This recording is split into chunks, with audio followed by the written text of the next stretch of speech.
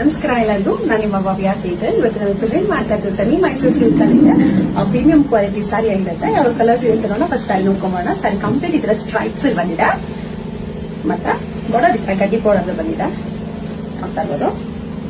ನಿಮ್ಗೆ ಪಲ್ಲು ಈಗ ರಿಚ್ ಪಲ್ಲು ಬಂದಿದೆ. ಇದರಲ್ಲಿ ಯಾವ ಕಲರ್ಸ್ ಇದೆ ಅಂತ ಅಂದ್ಬಿಟ್ಟು ನೋಡೋಣ. ಆನಿಯನ್ ಪಿಂಕ್ಗೆ ಬಾಟಲ್ ಗ್ರೀನ್ ಇದೆ, ಬಾಟಲ್ ಗ್ರೀನ್ಗೆ ವೈಟ್ ಇದೆ,